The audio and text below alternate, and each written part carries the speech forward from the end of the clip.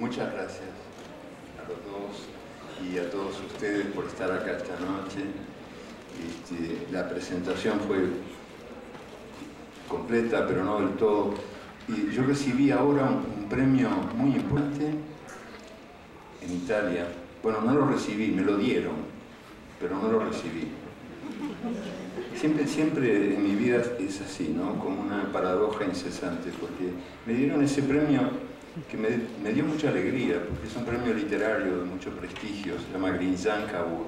Yo no podía creer cuando recibí la carta del director de la fundación Grinzank Award diciéndome que yo había sido elegido por el jurado para recibir ese premio. Y cuando ya tenía listas las valijas para ir a recibir el premio que me habían dado, no me pudieron dar el premio porque el director de la fundación está preso, porque se llevó toda la plata de la fundación. Sí. Y además, para colmo, tenía la mala costumbre de violar a un mayordomo negro. Y la otra cosa que faltaba en la presentación, aparte de este premio que tanta alegría me ha dado, quizás el más importante que recibí, es que el trabajo mío que ha tenido más éxito hasta ahora y por el que he recibido la mayor cantidad de felicitaciones en las calles y en los campos, hasta en los mares, es un artículo que se llama ¿Por qué no tengo DVD? Y yo nunca escribí ese artículo. Sí, fue... Ustedes saben que Internet es un gran invento de la humanidad, pero también es un alfombrado de cáscaras de bananas. Y entonces hay que tener mucho cuidado cuando uno camina por esas sendas cibernéticas. El artículo no es mío, yo nunca lo escribí, además no comparto lo que dice.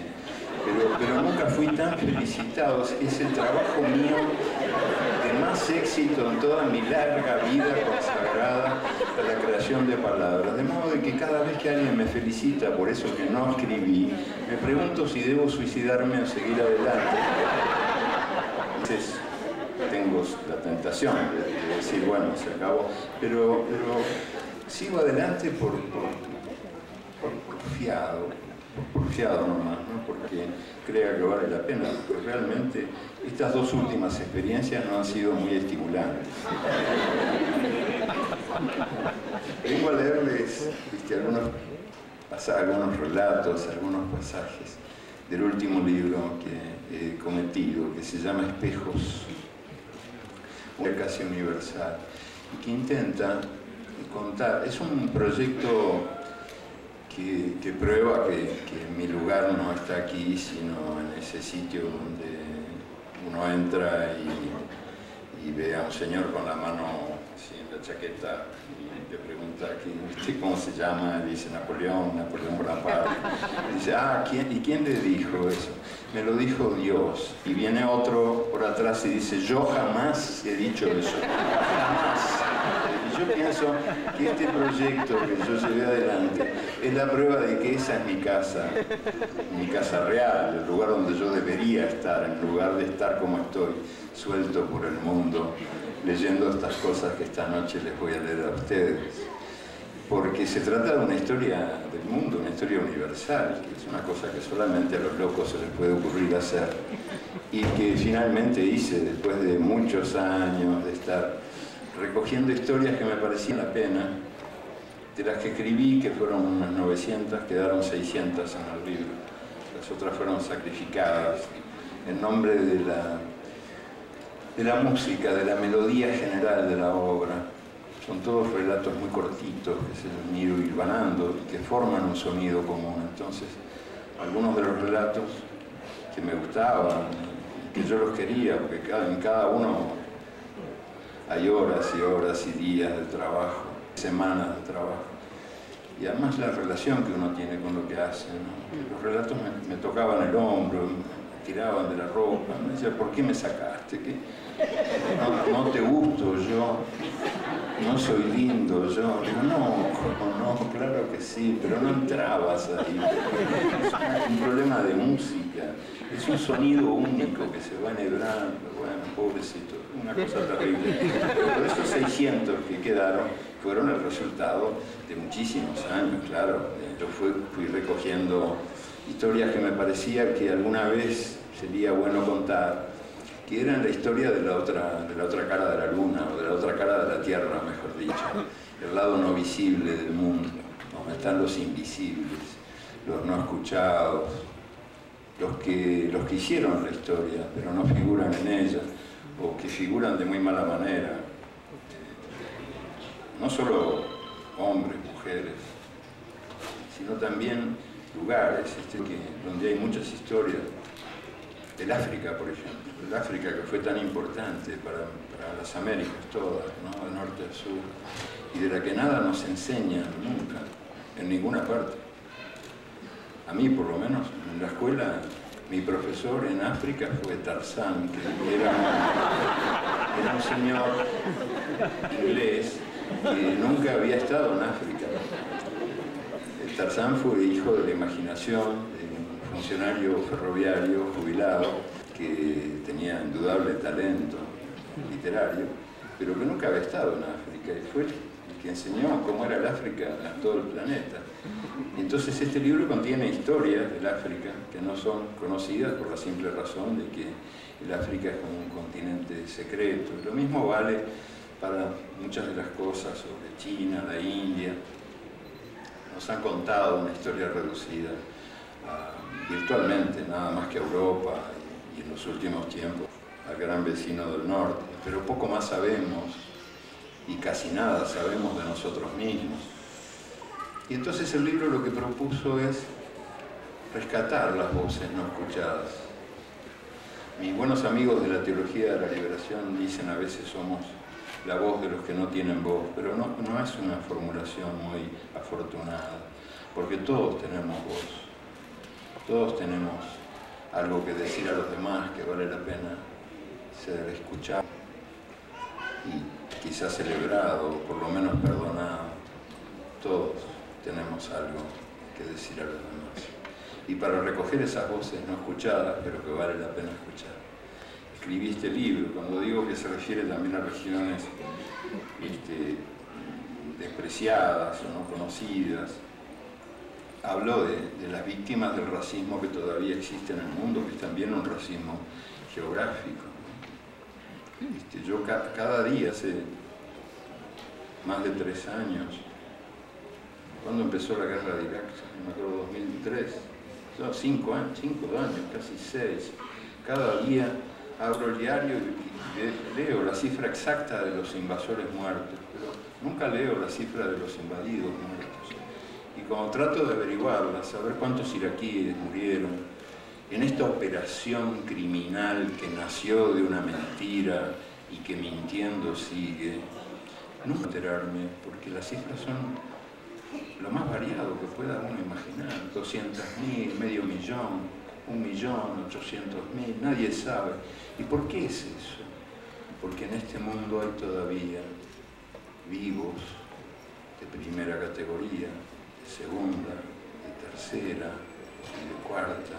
Y hay también muertos de primera categoría, de segunda, de tercera, de cuarta. Y los iraquíes son muertos cuarta. El mundo debería recordar que, bueno, que en Irak, o sea, en Bagdad, nació el libro de cuentos, el libro de relatos más hermoso de todos los tiempos, que es Las Mil y Una Noches. Las Mil y Una Noches de Sherezad fueron amadas, dormidas y contadas en una obra escrita en Bagdad, y que en Irak nació, mucho antes de Las Mil y Una Noches, nació la escritura. Yo creo que el principal autor, no fue el único, por cierto, y tuvo numerosos cómplices, pero el principal autor de la aniquilación de Irak, de esa carnicería infame, George W. Bush, ignora que la escritura nació en Texas. Cree que la escritura nació en Texas, ignora que nació en Irak, que fue en Irak donde se escribieron las primeras palabras en tablillas de barro, en tiempos de los sumerios, palabras que parecen huellas de pájaros, y que no fue en Texas, sino en Irak, donde se escribió el primer poema de amor de la historia de la humanidad. Yo tampoco lo sabía, fui averiguando en ese camino de búsqueda de años, que yo buscaba sin saber muy bien qué era lo que buscaba. Y ahí me enteré de que el primer poema de amor de la historia humana había sido escrito en el país donde los muertos no merecen ser contados y los vivos solo merecen ser matados. Era un poema bastante largo, y este libro, Espejos, no tiene transcripciones, con alguna excepción breve, una paginita corta de Rosa Luxemburgo, a la que tanto debo, que me enseñó que el socialismo y la libertad no son enemigos. Y poca cosa más. En general son relatos breves, muy breves. Entonces yo no quería poner ese poema, que me iba a ocupar una página, pero al mismo tiempo quería rendirle homenaje, y era muy difícil sintetizarlo. Y bueno, al fin lo sinteticé, no tenía más remedio, pero me costó muchísimo trabajo. Y la síntesis dice, se los leo porque es tan cortito para empezar la lectura general del libro. Me parece que es muy bello recurrir, no es mala idea recurrir al primer poema de amor jamás escrito. Cuando no se sabe, pero fue hace miles y miles y miles de años. Y el fuego lo guardó, porque esas tablillas de barro eran cocidas gracias al fuego, y el fuego, el mismo fuego que aniquila y nos da calor, fue el que guardó esas palabras para siempre. Se salvaron por milagro, porque ustedes saben que en cantidad de ese patrimonio de la humanidad, ese tesoro que eran las tablillas de barro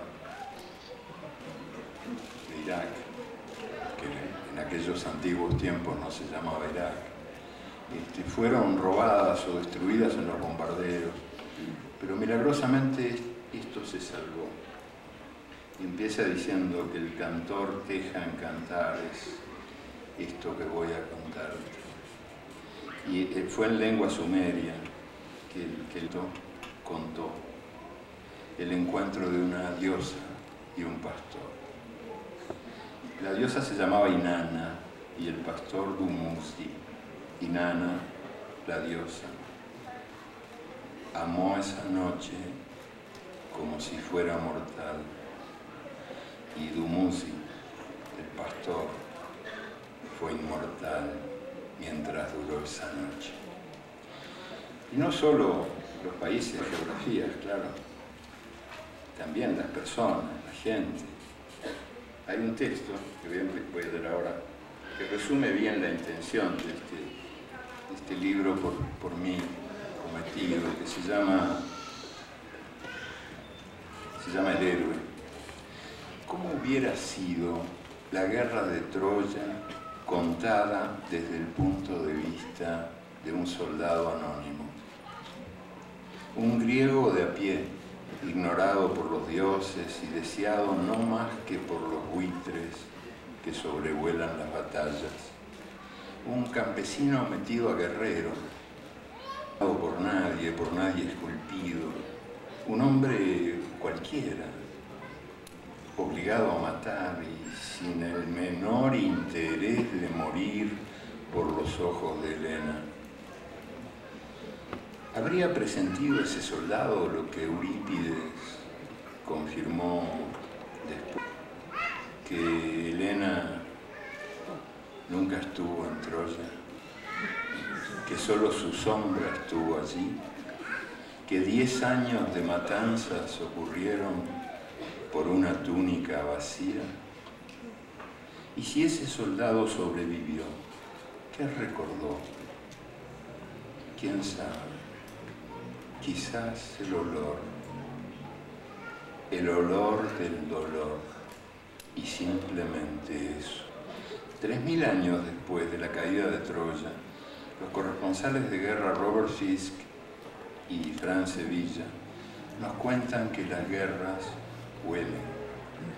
Ellos han estado en varias, las han sufrido por dentro y conocen ese olor de podredumbre, caliente, dulce, pegajoso, que se te mete por todos los poros y se te instala en el cuerpo. Es una náusea, jamás te abandonará. Y por ese camino del rescate de los que hicieron la historia pero no fueron registrados por ella, ocupan un lugar importante las mujeres, como debía ser, porque son la mitad de nosotros. Y a veces para elogiarlas se dicen que es una minoría que también tiene derechos.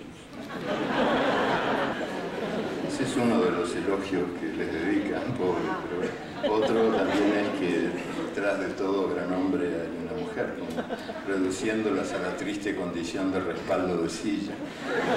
Y otros homenajes parecidos también, que en fin, no quiero ahora extenderme mucho, pero quiero empezar con un texto que tiene que ver con eso, que algo tiene que ver con eso, y que proviene de una pregunta, porque este libro fue construido por preguntas que yo me fui formulando a lo largo de los años y que las fui guardando. A mí me gustan mucho las preguntas, creo que las respuestas mejores, las más fecundas, son nuevas preguntas, preguntas que se agregan a las preguntas. Y esta pregunta que ustedes van a escuchar ahora se me ocurrió en las cuevas de Altamira, en el norte de España, hace ya muchos años, cuando tuve la suerte de ver las pinturas de nuestros antepasados. Y yo me eché en una mesa de piedra, así como esta, y las pinturas estaban en el techo, a verlas, cosa que yo no sabía. Había visto las reproducciones, pensaba que se veía como en una galería de arte. Estaban en el techo. Y vi ahí pasó esto. Están allí, pintadas en las paredes y en los techos de las cavernas, estas figuras: bisontes, alces, osos, caballos, águilas, mujeres, hombres, que no tienen edad.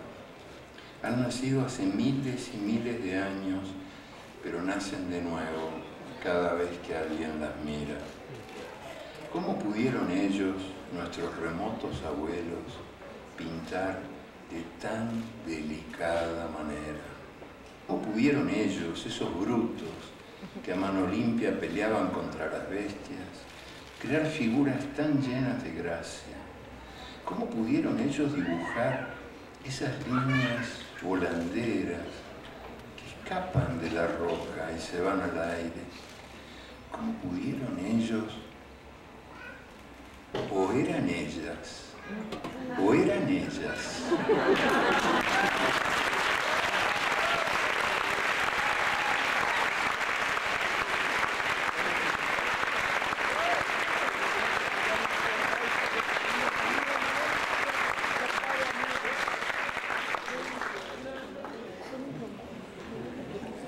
A mí me gusta mucho la pintura, la escultura, las artes plásticas. En realidad yo quería ser pintor, pero no funcioné muy bien con eso. También quise ser jugador de fútbol, era un patadura. Quise ser santo y tenía una tendencia irresistible al pecado. Es una cadena de fracasos uno tras del otro, hasta que no tuve más remedio que ponerme a escribir. Pero lo que más me gusta, sí, pero lo que más me gusta es la pintura, el mundo de las artes plásticas. Entonces, después que estuve en Altamira, todo cuanto libro del llamado arte prehistórico, que la palabra no me gusta mucho, si la historia hubiera empezado como si ellos no fueran parte de la historia, y ellas también, ¿no? Entonces, muchos libros de arte rupestre, como también lo llaman, y buscando a ver si a alguno se le había ocurrido la pregunta, a ver si me la contestaba. Podían haber sido mujeres las artistas estas tan celebradas hoy día, como ya no serían los papás del arte moderno, sino las mamás. Y en ninguno de los libros aparecía ni siquiera mencionada esa posibilidad. Así que digo, bueno, si no la escribo yo, ¿quién la va a escribir? Fíjense ustedes que el tema de la exclusión nos ha hecho olvidar o desconocer a algunos personajes, a muchos. Bueno, en el libro hay unos cuantos, ahora he elegido 2 o 3 textos nomás, pero personajes como Teodora, por ejemplo, ¿no? Les voy a leer lo que escribí sobre Teodora. Ravenna, la ciudad de Ravenna, debía obediencia al emperador Justiniano y a la emperatriz Teodora, pero las afiladas lenguas de la ciudad se deleitaban evocando el turbio pasado de esa mujer, las danzas en los bajofondos de Constantinopla, los gansos picoteando semillas de cebada en su cuerpo desnudo, sus gemidos de placer, los rugidos del público. Pero no, eran otros los pecados que la puritana ciudad de Ravenna no le podía perdonar. Los había Teodora después de su coronación. Por culpa de Teodora, el imperio cristiano bizantino había sido el primer lugar en el mundo donde el aborto era un derecho. No se penaba con muerte el adulterio. Las mujeres tenían derecho de herencia. Estaban protegidas las viudas y los hijos ilegales. El divorcio de la mujer ya no era una hazaña posible y ya no estaban prohibidas las bodas de los nobles cristianos con mujeres de clases subalternas o de religión diferente. 1500 años después, el retrato de Teodora en la iglesia de San Vital es el mosaico más famoso del mundo. Ahí en Ravenna, porque esta obra maestra de la pedrería es también el símbolo de la ciudad que la odiaba y que ahora vive de ella.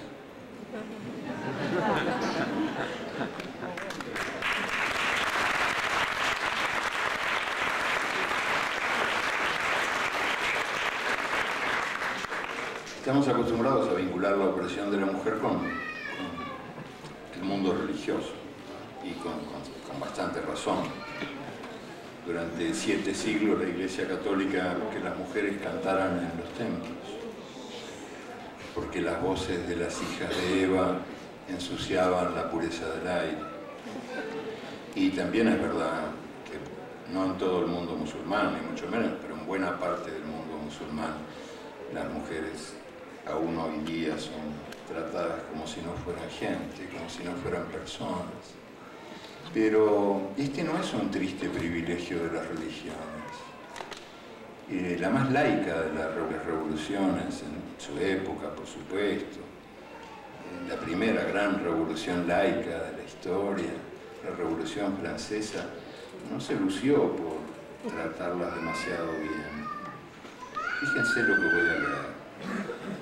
Son femeninos los símbolos de la Revolución Francesa. Femeninos. Mujeres de mármol o bronce, poderosas tetas desnudas, gorros frigios, banderas santos. Pero la Revolución proclamó la Declaración de los Derechos del Hombre y del Ciudadano. Y cuando la militante revolucionaria Olympiade de Gouges propuso la Declaración de los Derechos de la Mujer y de la Ciudadana, marchó presa. El tribunal revolucionario la sentenció y la guillotina le cortó la cabeza. Supongo que para que aprendiera.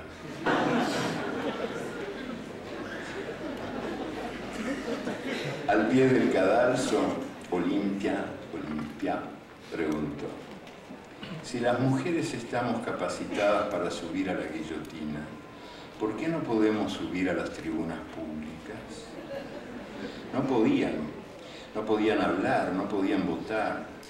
La convención, el Parlamento Revolucionario, había clausurado todas las acciones políticas femeninas y había prohibido que las mujeres discutieran con los hombres en pie de igualdad.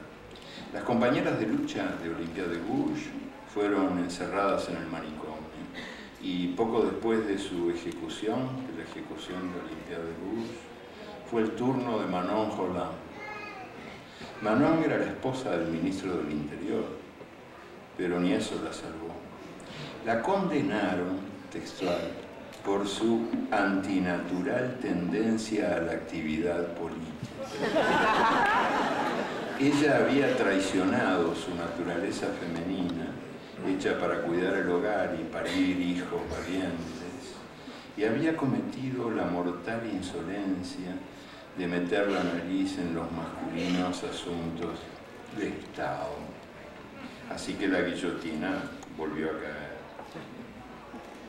Pero en todos lados se cuecen habas, ¿no? A ver si les suena. Mandaba la tradición que los ombligos de las recién nacidas fueran enterrados bajo la ceniza de la cocina, para que temprano aprendieran cuál es el lugar de la mujer y que de allí no se sale. Cuando estalló la Revolución Mexicana, muchas salieron, pero llevando la cocina a cuestas, por las buenas o por las malas, por secuestro o por gana. Siguieron a los hombres de batalla en batalla. Llevaban el bebé prendido a la teta y a la espalda las ollas y las cazuelas y las municiones. Ellas se ocupaban de que no faltaran tortillas en las bocas, ni balas en los fusiles, y cuando el hombre caía, empuñaban el arma. En los trenes, los hombres y los caballos ocupaban los vagones. Ellas viajaban en los techos, rogando a Dios que no lloviera. Sin ellas, soldaderas, cucarachas, adelitas, vivanderas, galletas, juanas, pelonas, guachas, esa revolución no hubiera existido, pero a ninguna se le pagó pensión.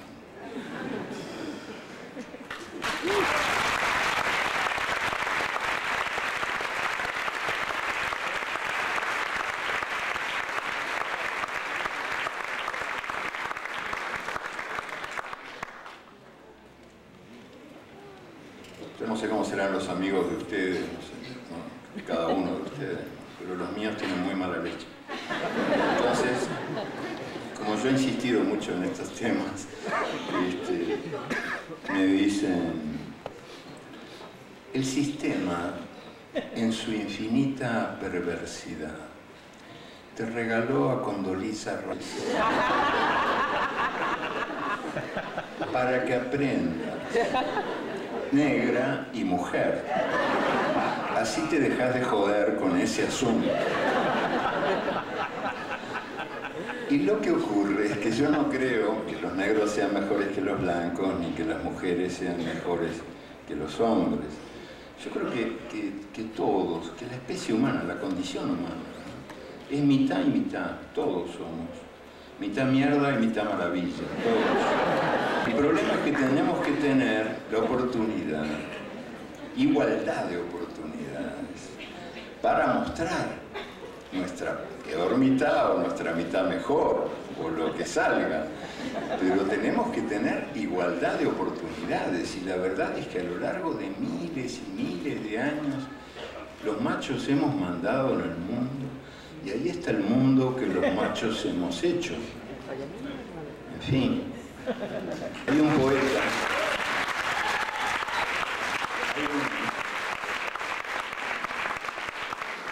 un muchacho muy jovencito, poeta. Hace poco yo estuve en Córdoba, en Argentina, y es un poeta cordobés de ahí, se llama Gabriel Riobó, que me definió muy bien el mundo, porque es difícil hablar del mundo, ¿no? Y él dice que este muchacho me contó, parecía que honesto, que decía la verdad, que había estado charlando con un perro de la calle, de estos que duermen, abajo de un puente había sido el diálogo. Y el perro le había dicho una gran frase que define muy bien al mundo. El perro le había dicho: el mundo es una pulga muy difícil de rascar. Y yo creo que es una pulga muy difícil de rascar, pero se podría hacer algo, al menos para que no fuera tan... Por ejemplo, en ese camino de la igualdad de oportunidades, en ese camino de la recuperación de nuestra maravillosa diversidad humana. Porque este libro fue escrito para eso, para ayudar a recuperar los fulgores, los colores del arco iris terrestre, que son colores mutilados por el machismo, por el racismo, por el sexismo, por el elitismo y por otros ismos que sería una lista larga mencionar. Y el racismo es uno de los grandes mutiladores de la riqueza humana. Y por eso, acá les voy a leer otro texto que empieza con otra pregunta, que también yo me formulé a lo largo de los años. ¿Qué es esta? ¿Adán y Eva eran negros? En África empezó el viaje humano en el mundo, y en eso están de acuerdo todos los expertos. La cuna de la humanidad fue el África. Desde allí emprendieron nuestros abuelos la conquista del planeta, y los diversos caminos fundaron los diversos destinos, y el sol se ocupó del reparto de los colores. Ahora las mujeres y los hombres tenemos más colores que el arco iris del cielo, pero toditos somos africanos emigrados. Hasta los blancos blanquísimos vienen. Quizás no negamos a recordar nuestro origen común porque el racismo produce amnesia, o porque nos resulta imposible creer que en aquellos tiempos remotos el Mutero era nuestro reino, inmenso mapa sin fronteras, y nuestras piernas eran el único pasaporte exigido.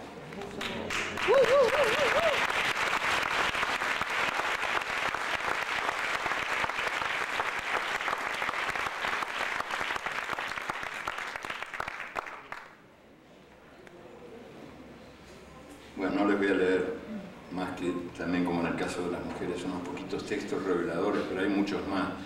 Me encantaría poder leerlos, pero estaríamos toda la noche acá y se morirían de aburrimiento. Pero son hechos siempre desconocidos, o casi desconocidos.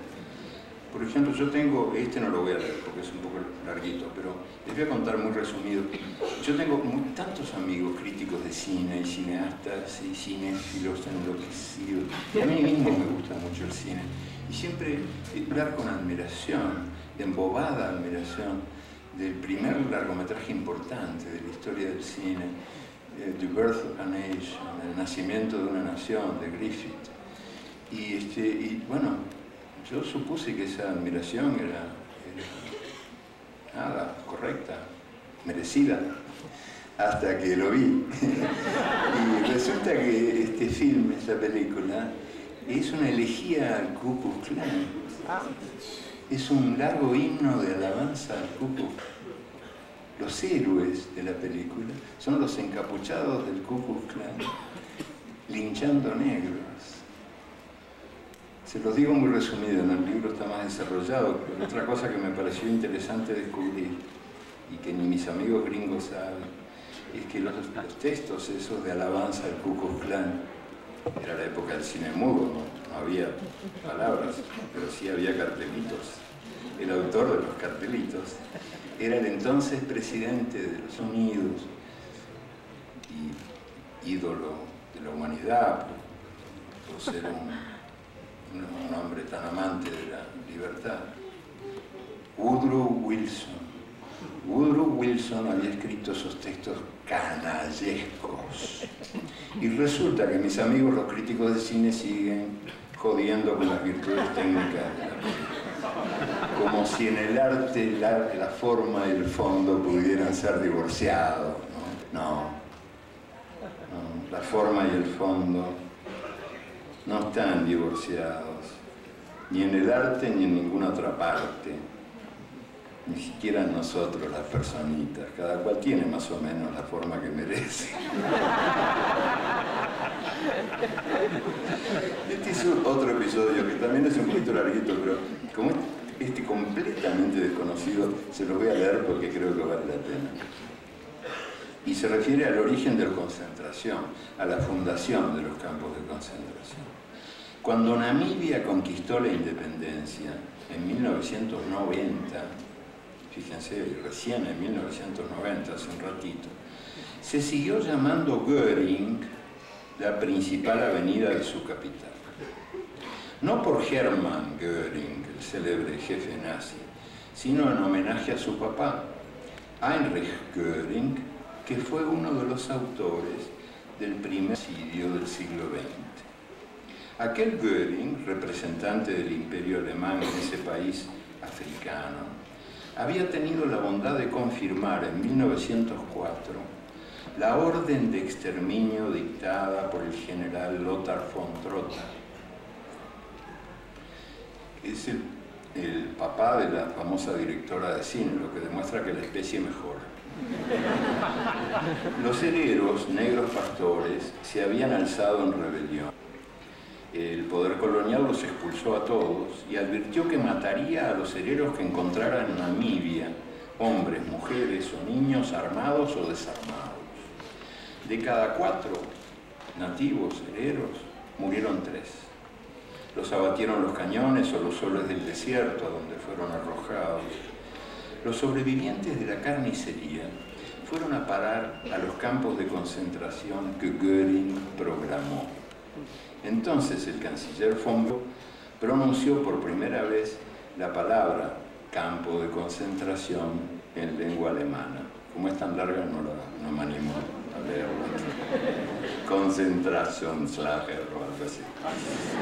Los campos, inspirados en el antecedente británico de África del Sur, combinaban el encierro, el trabajo forzado y la experimentación científica.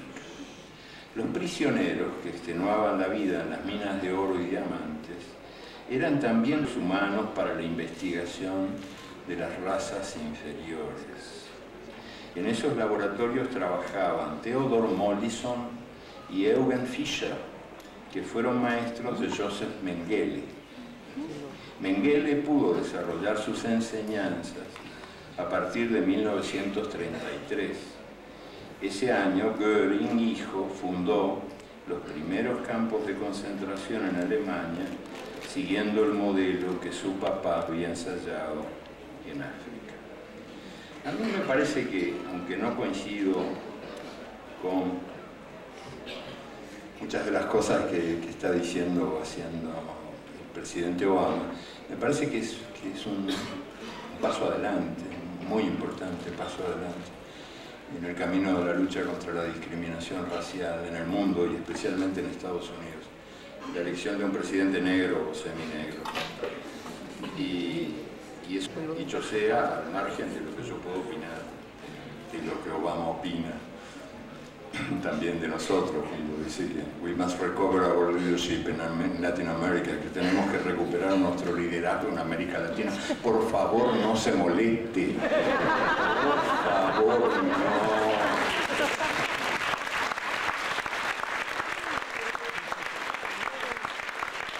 Si hay algo que no necesitamos son salvadores y líderes, no, de eso tenemos una cantidad enorme. Si quieren les exportamos nosotros.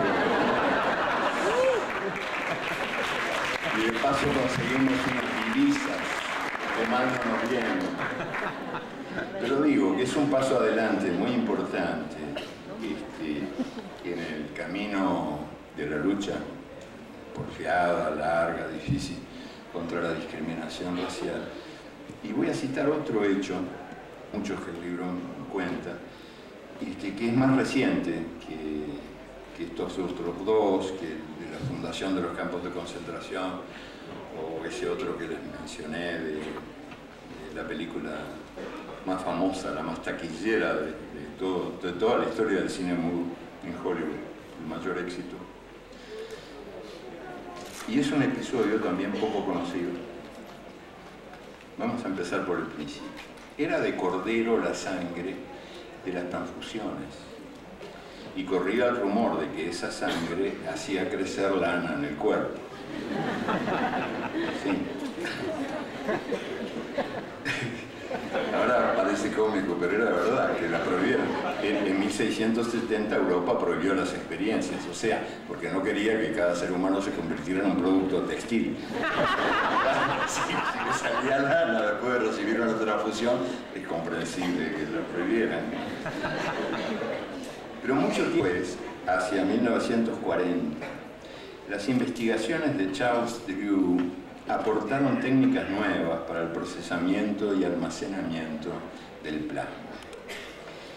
Fue un gran científico y en mérito a sus hallazgos, que salvaron millones de vidas durante la Segunda Guerra Mundial, Drew fue el primer director del Banco de Sangre de la Cruz Roja en los Estados Unidos. Duró nada más que 8 meses en el cargo, porque en 1942 una militar del Pentágono prohibió que la sangre negra se mezclara con la sangre blanca en las transfusiones. ¿Por qué? Para que no se hiciera por inyección lo que estaba prohibido en la cama. Sangre negra, sangre blanca, eso es pura estupidez, dijo Drew, y se negó a discriminar la sangre. Él entendía del asunto, porque era científico, pero además porque era negro. Y entonces renunció, o fue renunciado. Fue renunciado. Un aplauso para él, ¿no? Para él.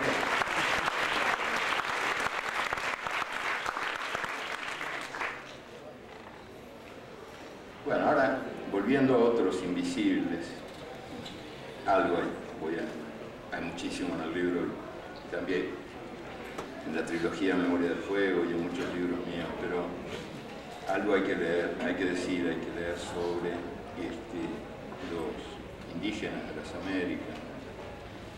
Y me pareció bien empezar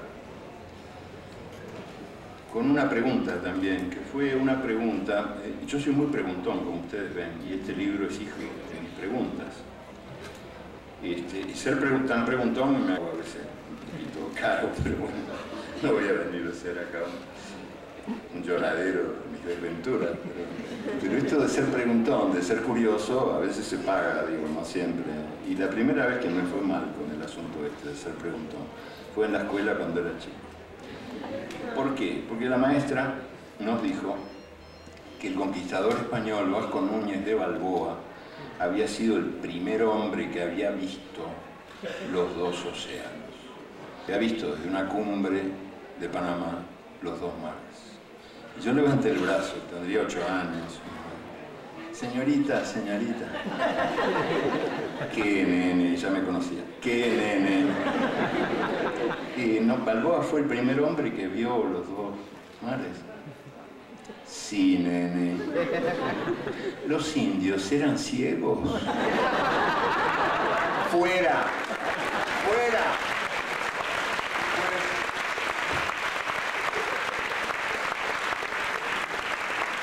Después fui expulsado otras veces, a veces de mala manera, también por preguntar lo que no debía preguntar.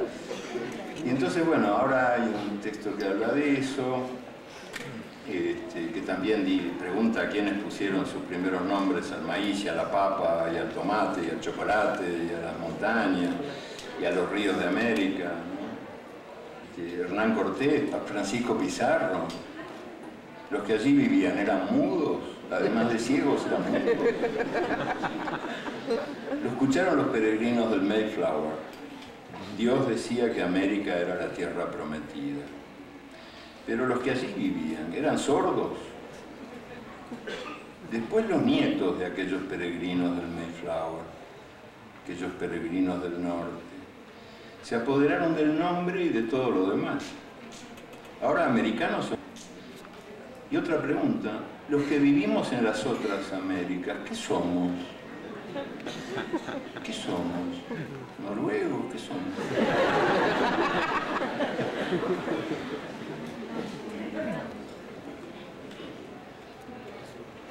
Ustedes saben que este homenaje que estamos haciendo a la vida y a la obra de Ernesto Cardenal, que en el fondo es el motivo principal de todo esto, incluye también parte de conferencias, debates, intercambio de opiniones, de información sobre el tema del agua, que es un tema de enorme importancia, ¿verdad? Ahora todos los expertos en temas militares coinciden en que las próximas guerras serán por el agua, no por el petróleo. Y yo creo que tienen razón, que sí, que el mundo está cada vez más sediento y que el agua se va a convertir en un tesoro cada vez codiciado. Lo que no se sabe muy bien es cuándo y dónde ocurrió la Primera Guerra del Agua. Ocurrió aquí, en México, la Primera Guerra del Agua. Del agua había nacido, y de agua era, la gran ciudad de Tenochtitlán. Diques, puentes, acequias, canales. Por las calles de agua 200.000 canoas iban y venían, casas y las plazas, los templos, los palacios, los mercados, los jardines flotantes, los plantíos. La conquista de México empezó siendo una guerra del agua, y la derrota del agua anunció la derrota de todo lo demás. En 1521, Hernán Cortés puso sitio a Tenochtitlán y lo primero que hizo fue romper a golpes de hacha el acueducto de madera que desde el bosque de Chapultepec el agua de beber. Y cuando la ciudad cayó, al cabo de mucha matanza, Cortés mandó demoler sus templos y sus palacios, echó los escombros a las calles de agua. España se llevaba mal con el agua. Se llevaba mal con el agua, que era cosa del diablo. Ustedes saben, eso, dicho sea de paso, los expertos discuten si la reina autora del llamado descubrimiento de América, bueno, cosa que en 1492, cuando América descubrió el capitalismo. La reina que fue coautora de esta hazaña, los expertos discuten si se bañó 2 o 3 veces en la vida. Algunos sostienen que 3, pero no tienen pruebas. Hay 2 baños que parece que sí, cuando nació y cuando se casó. Pero el tercero no está probado. Algunos dicen que fue para celebrar la toma de Granada, pero nadie la vio bañarse. Ninguna católica puso nunca un pie en la bañera. O sea, el agua ha sido muy mal vista por el mundo católico. Y esa fue una de las razones por las cuales el baño era prueba de herejía musulmana. Y por bañarse, unos cuantos españoles musulmanes fueron a parar a la hoguera en la Plaza Mayor por el delito de bañarse. El baño era muy, muy mal visto en la España que conquistó América. Y con razón, porque el baño produce placer. Y el placer, el placer no conduce a nada bueno. El Papa lo dice todos los días. Y el arzobispo, vi que el arzobispo local de acá, de Veracruz también, nos ha iluminado el camino, diciéndonos, aléjense de la tentación. Y yo, me pareció tan convincente que haré lo posible.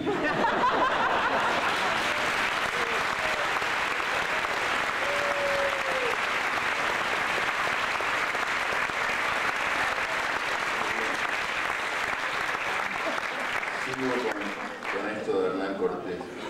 Y mandó demoler los templos y bueno, España se llevaba mal con el agua, que era cosa del diablo, y del agua vencida nació la Ciudad de México, alzada sobre las ruinas de Tenochtitlán. Y continuando la obra de los guerreros, los ingenieros fueron bloqueando con piedras y tierras a lo largo del todo el sistema circulatorio de los lagos y ríos de la región. Y el agua se vengó y varias veces inundó la ciudad colonial, y eso no hizo más que confirmar que ella era aliada de los indios paganos y enemiga de los cristianos. Y siglo tras siglo, el mundo seco continuó la guerra contra el mundo mojado. Ahora la Ciudad de México muere de sed. En busca de agua excava, cuanto más excava, más se hunde. Donde había aire hay polvo, donde había ríos hay avenidas, donde corría el agua corren los autos.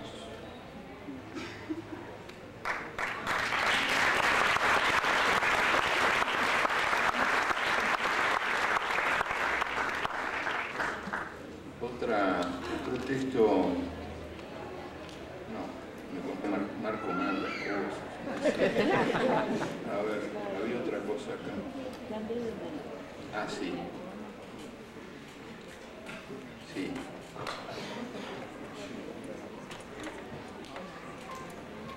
Algo más sobre los indígenas de las Américas. Ya les digo, me cuesta escribir algo que yo mismo no haya escrito antes, entonces, pero en el libro hay unas cuantas historias que yo no conocía, o que era bien, o que me parecía útil ponerlas en evidencia, porque no son tan evidentes para la gente que, mis amigos, la gente que conozco.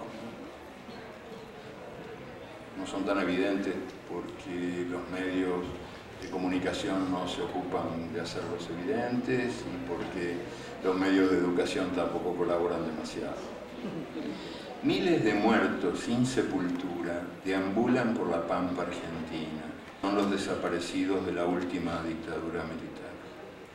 La dictadura del general Videla aplicó en escala jamás vista la desaparición como arma de guerra. La aplicó, pero no la inventó. Un siglo antes, el general Roca había utilizado contra los indios esta obra maestra de la crueldad, que obliga a cada muerto a morir varias veces y que condena a sus queridos a volver locos, persiguiendo su sombra fugitiva. En Argentina, como en toda América, los indios fueron los primeros desaparecidos. Desaparecieron antes de aparecer. El general Roca llamó conquista del desierto a su invasión de las tierras indígenas. La Patagonia era un espacio vacío, un reino de la nada, habitado por nadie. Ellos siguieron desapareciendo después. Los que se sometieron y renunciaron a la tierra y todo, fueron llamados indios reducidos hasta desaparecer. Y los que no se sometieron y fueron vencidos a sablazos y balazos, desaparecieron convertidos en números, muertos sin nombre en los partes militares, y sus hijos desaparecieron también, repartidos como botín de guerra, llamados con otros nombres, vaciados de memoria, esclavitos de los asesinos de sus padres. Y no está mal advertir aquí que este general Roca, autor de esa gran hazaña, de esa carnicería, es el que tiene la estatua más alta de la Argentina. La más alta es la estatua de él. Y la efigie del general Roca luce en el billete de mayor valor. Y que cruzando el río, en mi país, el Uruguay, otro asesino de indios, el general Rivera, da nombre a la avenida más larga del país. Son homenajes que la historia rinde a los asesinos. Ya caerá. Esa historia, la historia oficial, está escrita por ellos.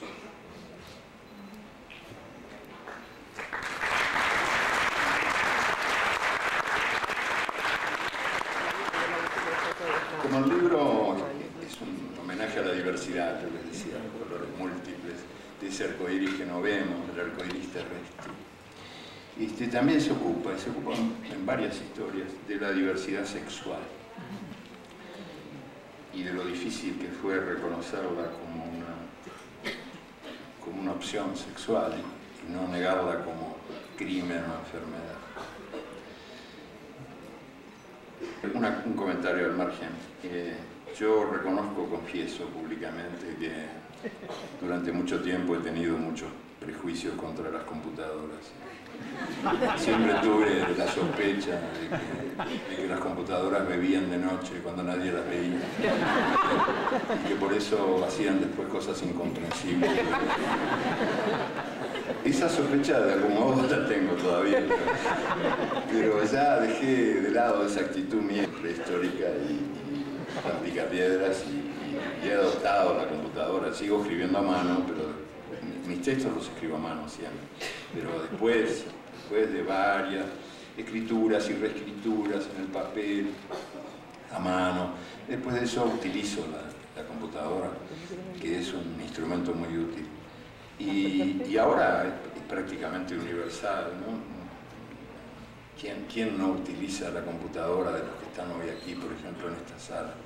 Y yo les diría, al iniciar la sesión cada día, tendríamos que decirle gracias, muchas gracias, al papá de la computadora, que fue un científico muy importante, un científico inglés, llamado Alan Turing, y esta es su historia. Por no ser macho, lo que se dice macho, hombre de pelo en pecho, Alan Turing fue condenado. Trabajando para la inteligencia británica unos años atrás, había ayudado a abreviar la Segunda Guerra Mundial. Inventó la máquina capaz de descifrar los indescifrables códigos del alto mando militar de Alemania. Para entonces ya había imaginado un prototipo de computadora, una computadora electrónica, y había echado las bases teóricas de la informática moderna. Después dirigió la construcción de la primera computadora que operó con programas integrados. Con ella jugaba interminables partidas de ajedrez y le formulaban preguntas que la volvían loca a la pobre máquina. Y además le exigía que le escribiera cartas de amor. Y la pobre máquina obedecía emitiendo mensajes más bien incoherentes. Pero no fueron máquinas, no. Fueron policías de carne y hueso, los que en 1952 se lo llevaron preso en Manchester por indecencia grave. Sometido a juicio, Turing se declaró culpable de homosexualidad. Para que lo dejaran libre, aceptó someterse a un tratamiento de curación, porque la homosexualidad era enfermedad o crimen. El bombardeo de drogas lo dejó impotente, le crecieron tetas, se encerró, ya no iba ni a la universidad, escuchaba murmullos, sentía miradas que lo fusilaban por la espalda. Antes de dormir, era costumbre, comía una manzana. Una noche inyectó cianuro en la manzana que iba a comer. Un aplauso para Turing.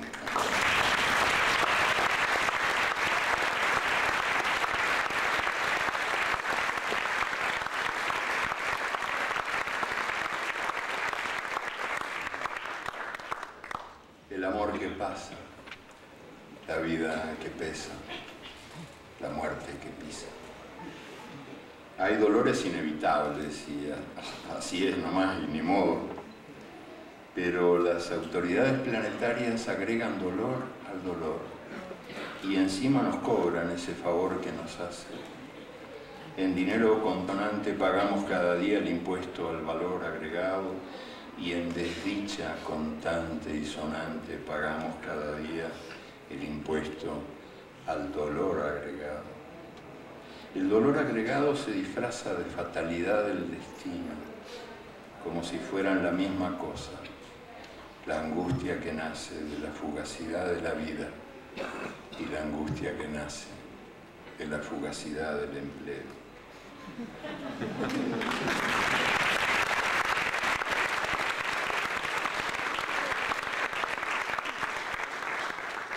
Una sobre muros, ahora que cayó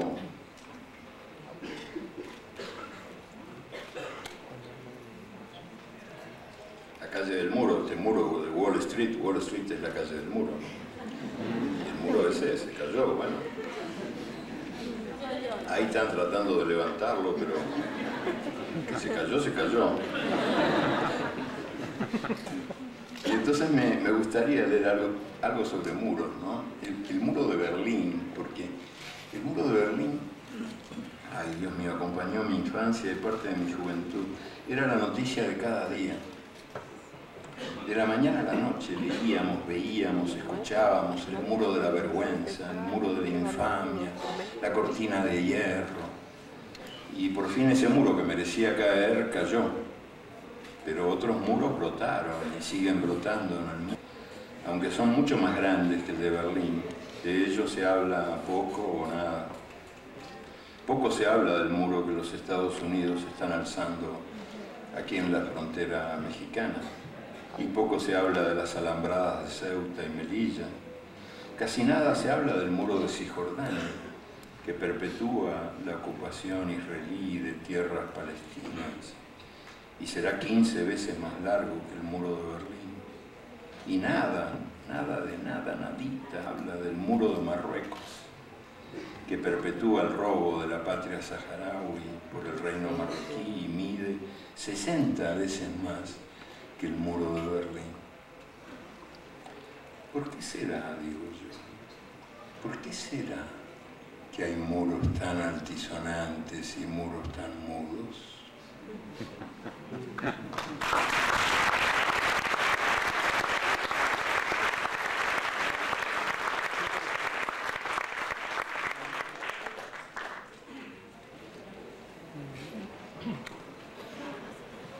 Estos textos habían sido publicados en otro medio. Durmiendo nos vio.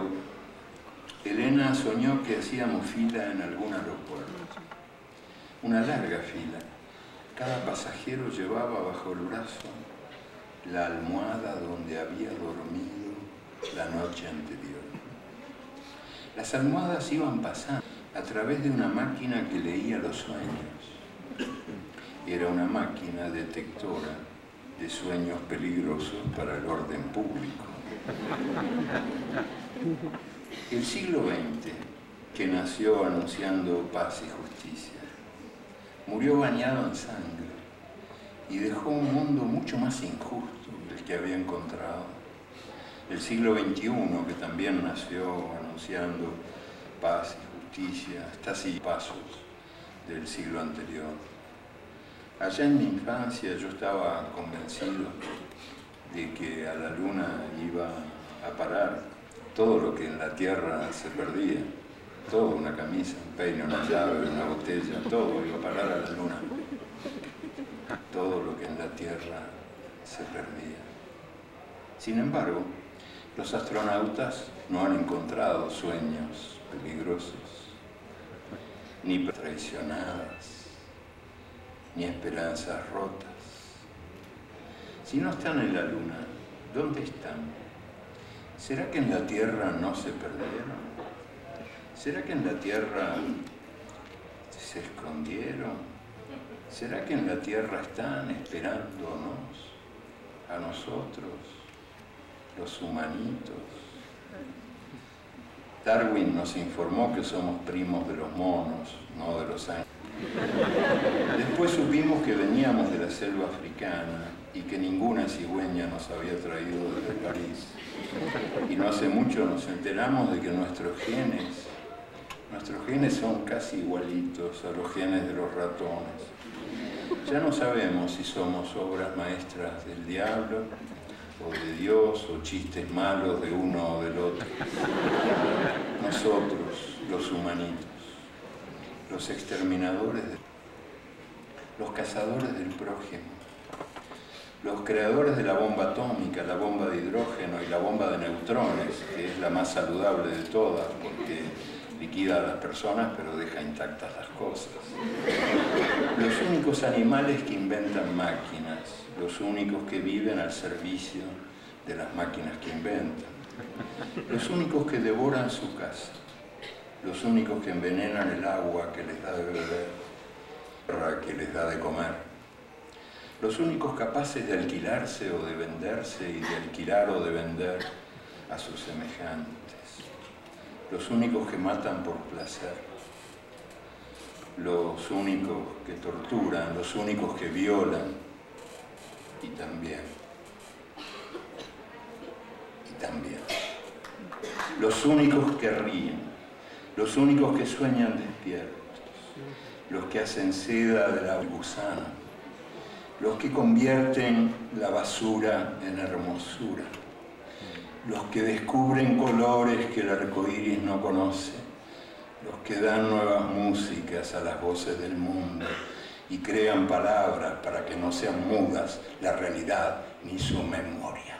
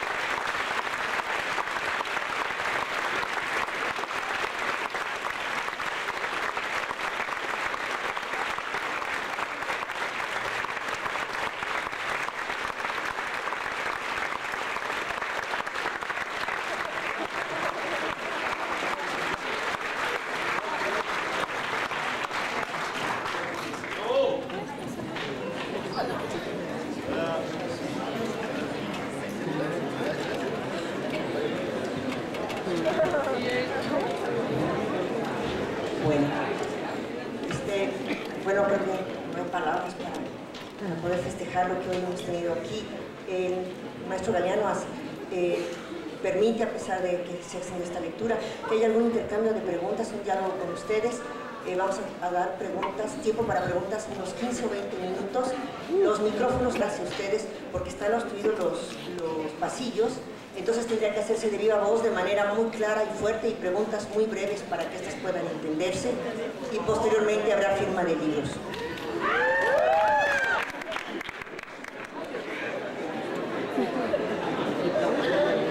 Quiero aclarar una cosa que suena muy antipática, pero que no tengo más remedio que aclararla, y es que estoy un poco frito porque hice un viaje de muchas horas y entonces el tiempo de charla con ustedes no se puede extender más, también porque creo que me extendí demasiado leyendo, y entonces lo que puedo ahora pedirles antipáticamente es que por favor, que solo traigan libros los que quieran que firme, pero no papeles ni nada que no sea un libro. Y después que no haya fotos, no porque tenga pánico de verme, que sí tengo, aunque últimamente me han dicho, y hay que reconocer que la tecnología tiene sus méritos, no, que hay una máquina que han inventado los gringos antes de caerse al piso con la catástrofe esta, inventaron una máquina fotográfica modernísima que tiene una tecla H que es hair, y que si se aprieta uno sale con pelo. Eso es lo que me han asegurado, pero hay mucho de mito en esto de la divinización de la tecnología.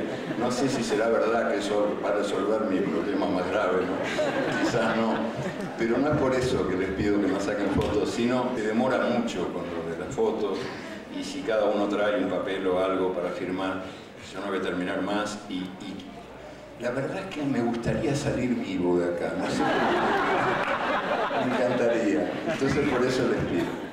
Bueno, con las preguntas. ¿Hay alguien que quiera participar? Maestro Galeano, quisiera que me contestara por qué nada más en los gobiernos de derecha, Colombia o México, es cuando se ve más intenso el problema del narcotráfico. Sí. ¿Se escuchó la pregunta? Sí, claro. ¿Por qué hay más narcotráfico en gobiernos sometidos en países sometidos a gobiernos de derecha? Sería, ¿no? Sí, la verdad que no lo sé, pero no sé si tiene una relación directa cómo se hace para cambiarlo. Si un gobierno de izquierda quiere acabar con ese problema de las drogas y el narcotráfico, bueno, tendrían que empezar por legalizar las drogas, que es lo que obviamente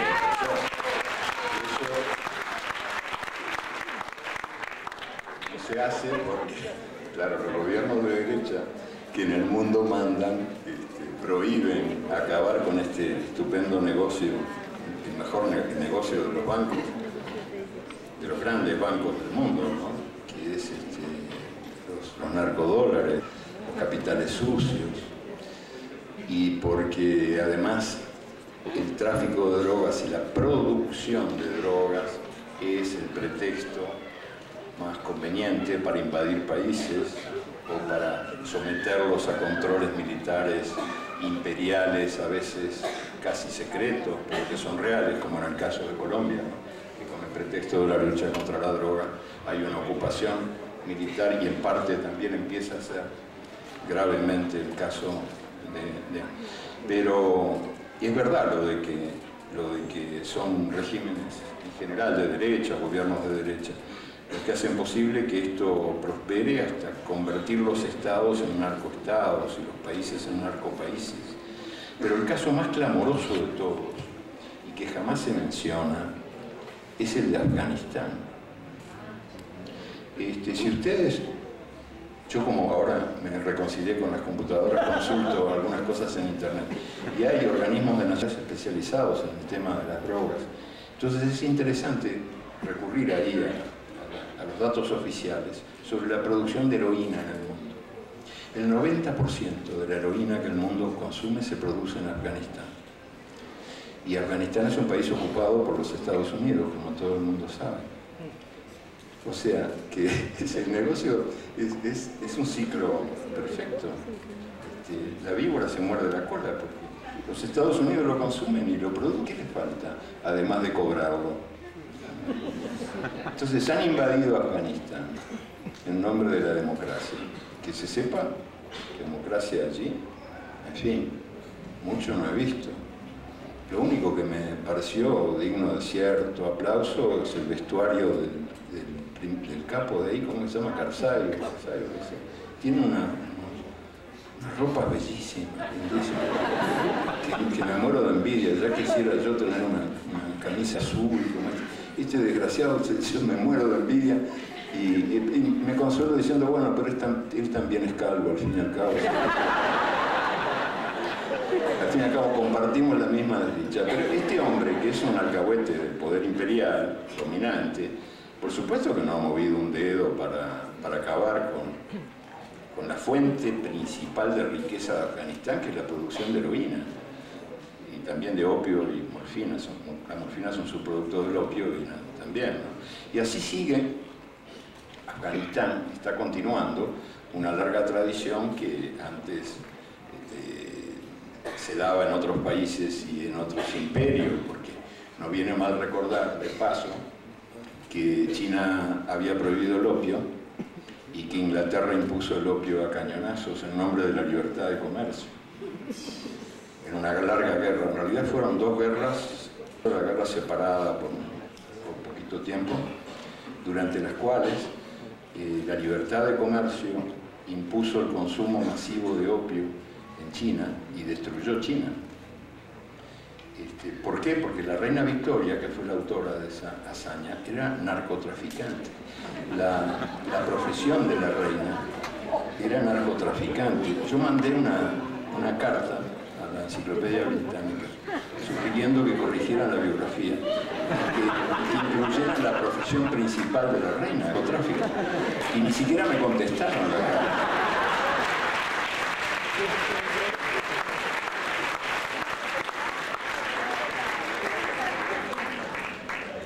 Maestro Galeano, si encontrara usted una de esas lamparitas mágicas, estoy seguro que le preguntaría cómo mejorar nuestro mundo. ¿Qué le pediría? ¿Cómo haría para mejorar esta situación en la que vivimos? Ya me gustaría a mí saber cómo mejorar el mundo. Pienso que sí, podría pedirle ayuda, porque no, yo creo bastante en todas las cosas mágicas, así que de repente habría que ver, ¿no? Qué lamparita es, digna de confianza, de dónde viene, quién la vendió. Pero yo creería a quien fuera, no sé, a Dios, al diablo, al destino, no sé, a las estrellas de la noche. Yo te diría que en algún momento el mundo pudiera reconciliar lo que ha sido divorciado, juntar lo que ha sido dividido, y sobre todo lo más importante, que es la justicia y la libertad. Porque el siglo XX ha sido el siglo del divorcio, de la justicia y la libertad, del fracaso de las experiencias sociales que en nombre de la justicia sacrificaron la libertad, y el fracaso de las experiencias sociales que en nombre de la libertad sacrificaron la justicia. Y yo le pediría que esas hermanas siamesas pudieran volver a vivir como quieren vivir, con las espaldas bien pegaditas.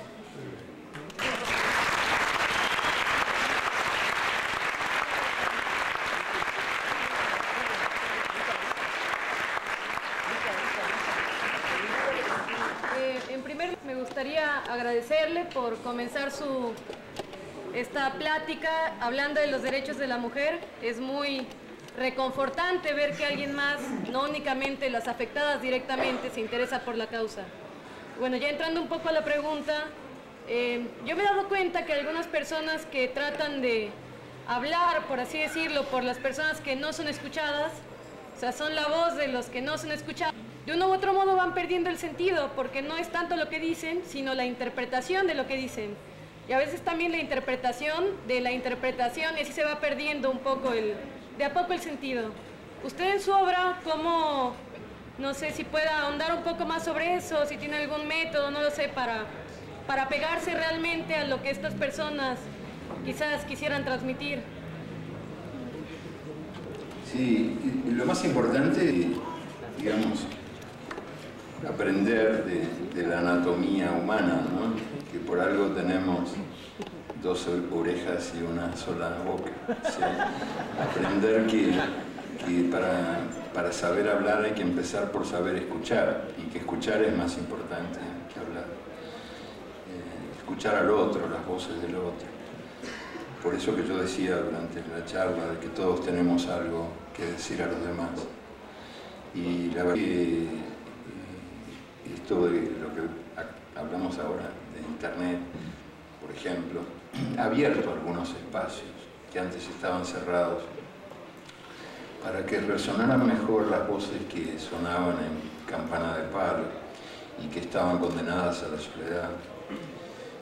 Y además es verdad que quieras que no, y a pesar de todas las dificultades impuestas por todos estos últimos años de negación de la solidaridad, negación del encuentro, todos estos años en que nuestros países fueron obligados al desencuentro de todo, al desencuentro de la realidad con la esperanza, al desencuentro del presente con el pasado, al desencuentro de la razón con el corazón también, porque tanto los medios de comunicación como los medios de educación se fueron especializando de tal manera que fueron años consagrados a la ruptura de lo que había nacido para vivir juntos, ¿no? Y yo lo que te puedo decir es solo lo que he intentado hacer desde mi experiencia personal, que no es tampoco demasiado importante, pero yo he intentado contribuir un poquito a que esas voces no escuchadas resuenen, porque son las que vale la pena escuchar, y a dejarnos de compartir esos prejuicios según los cuales la palabra de la gente de abajo no es más que un eco de la palabra de la gente de arriba, y que el pueblo está manipulado por la televisión y que no tiene ideas propias y todas esas cosas que se dicen, ¿no? Con especial saña contra los pobres, claro, y con saña multiplicada contra los jóvenes, porque estos son años muy raros, los que por un lado la publicidad los pone por las nubes para venderles pantalones de última moda y lo que pueda, pero la realidad los niega, y los intelectuales y los políticos no han mejorado mucho en sus prejuicios tradicionales contra los jóvenes. Al revés, yo creo que ahora la situación de los jóvenes es peor que antes, lo que es una paradoja, porque los medios de comunicación se han multiplicado muchísimo, digo, los medios técnicos de comunicación. Estamos cada vez más anunciados, pero en el fondo también cada vez solos. Y esta paradoja castiga sobre todo a los muchachos, a los jóvenes, que muchos se dejan ir en el camino de la desesperación y justamente van a caer a la droga o al delito. Y después las generaciones anteriores los miran y comprueban, claro, ¿qué se puede esperar de estos con esas cabezas vacías? Si no hay ni uno que se preocupe por la política. Y yo digo, ¿no será que habría que formular la afirmación al revés? ¿Qué será de esta política que no consigue llamar a los jóvenes? ¿Por qué los jóvenes no se reconocen en el mundo que heredan? ¿No tendrían que empezar los políticos, y creo que los intelectuales también, por hacer un ejercicio de autocrítica? ¿Hasta dónde han sido incapaces de comunicarse con las generaciones nuevas y de resultarles atractivos y creíbles? Los intelectuales de izquierda, porque son en general un plomo. Sí, con todo mi respeto.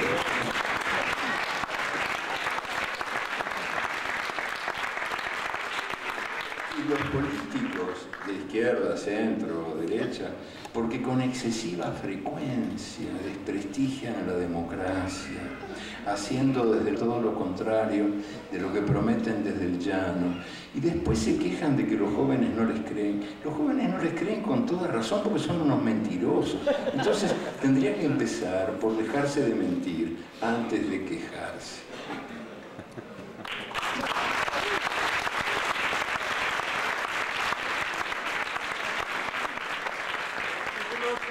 Una que es muy rápida y corta, que es si te molesta que te llame Eduardo, que te tutee.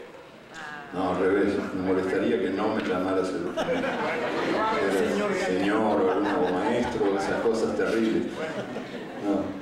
La segunda es, Eduardo, ¿tú crees, o bueno, cuál crees que sea la opción, o si tenemos opción nosotros patitos, de no solamente decidir con qué salsa nos van a comer? Ah, sí, eso se refiere, tengo que explicarlo, tengo que explicar la pregunta, porque se refiere a una historia que yo inventé hace unos años, que no me acuerdo si la publiqué o no, porque al final lo que me pasa es que, como está mucho contar cosas y escuchar cosas en ruedas de amigos y tal, después no me acuerdo si escribí o no escribí algo, ¿no? Y no me acuerdo si esa historia la escribí, pero sí que la conté, me acuerdo. Y es que el rey llama al pato, a la gallina, a la perdiz, a la paloma, al chan, al cerdo, al puerquito, a la vaca, al chivo, a todos, llama a todos los bichos que puedan ustedes imaginar. Y les dice, gracias por venir, los he convocado para preguntarles con qué salsa quieren ser comidos.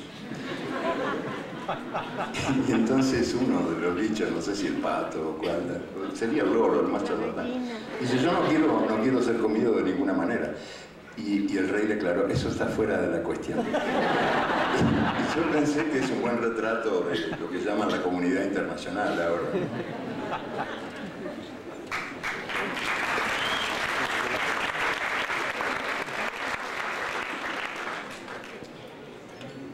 Eduardo, soy Claudia y primero agradecerte que empezaste dando yo necesitaba un libro que llevara a alguien muy querido y lo primero que hiciste fue recomendar uno que saldré corriendo a comprarlo para esa persona tan querida.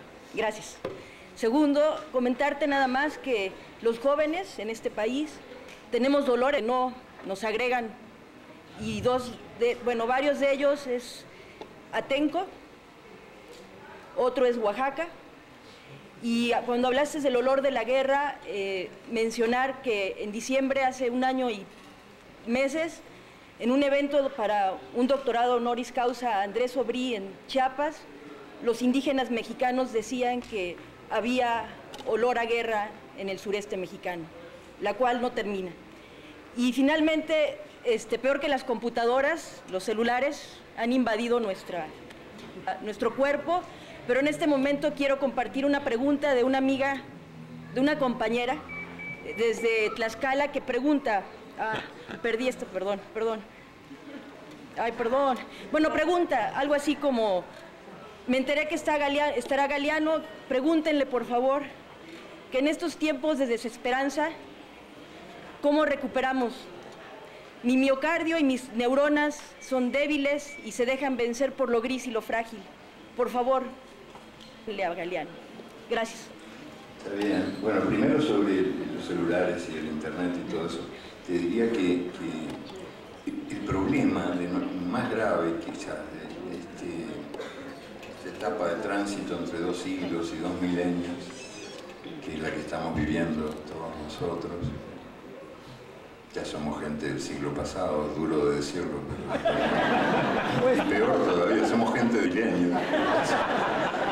Son cosas que cuesta reconocer, pero no, que yo creo que uno de los problemas, quizás uno de los problemas principales de nuestro tiempo, es que somos máquinas de nuestras máquinas, o sea, que estamos siendo instrumentos de nuestros instrumentos, que las computadoras nos programan, que los supermercados nos compran, que los televisores miran, que los automóviles nos manejan. Pero eso no es culpa de las máquinas, es culpa nuestra, que no hemos sido capaces de poner las máquinas a nuestro servicio. Y en ese sentido quiero terminar, porque ya estoy muy cansado, pero con una referencia a una cosa que no llamó la atención, creo que de nadie o casi nadie, y que para peor fue aplaudida por muchos, que es el horario de trabajo. Ustedes saben que Francia había dado una lección de sentido común, lo que no es muy frecuente en el mundo. Bien dice el proverbio popular que el sentido común es el menos común de los sentidos. Pero era una lección de sentido común, que fue reducir el horario de trabajo semanal a 35 horas, partiendo de un razonamiento muy simple, muy obvio, que se refiere a las máquinas, justamente. Ya que están las máquinas, ya que hubo este desarrollo tecnológico tan acelerado, y que ahora una máquina puede ser el trabajo de 100 personas o de 1000 personas. Bueno, que eso redunde en beneficio humano y que amplíe los espacios humanos de libertad. Vamos a trabajar menos por el mismo salario, ya que las máquinas hacen ahora buena parte del trabajo que antes teníamos que hacer nosotros, los humanos. Es de sentido común, porque si no, ¿para qué inventamos para dejarnos sin trabajo? O sea, para empujarnos a la desocupación, a la desesperación, a la miseria. Es el mundo patas arriba. Inventamos las máquinas para que nos sirvan. Es una paradoja la relación que tenemos con las máquinas. Inventamos los autos para facilitar el transporte y por culpa de los autos no podemos movernos. Eso me contaron en México hace años que yo puse, eso sí lo puse en un libro, creo que Patas Arriba, que es el tipo este que llega a la Ciudad de México y turista, buena persona, llega con las mejores intenciones y quiere cruzar una avenida en el DF y espera 10 minutos, 20, media hora, después de 40 minutos busca ayuda, así se da vuelta y ve que hay un muchacho ahí recostado contra la pared que está fumando y le dice, oiga, disculpe, perdón, yo no soy de acá, pero ¿cómo hago para llegar al otro lado? Y el muchacho le contesté, porque nací en este. Ese es el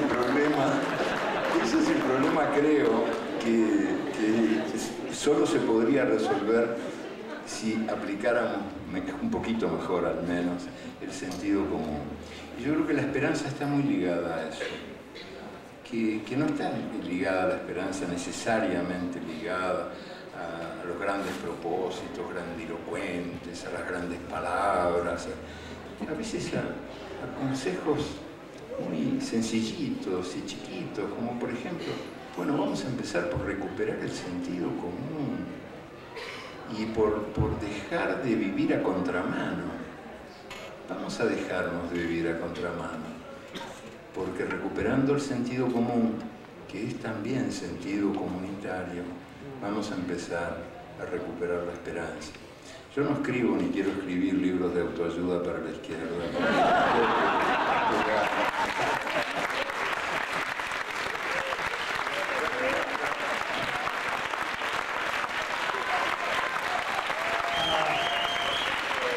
Antes de tener un toque de orden en esto de la firma de los libros, les pedimos por favor que la subida sea por este lado, a fin de que sea por el otro, el que bajen y no haya problemas.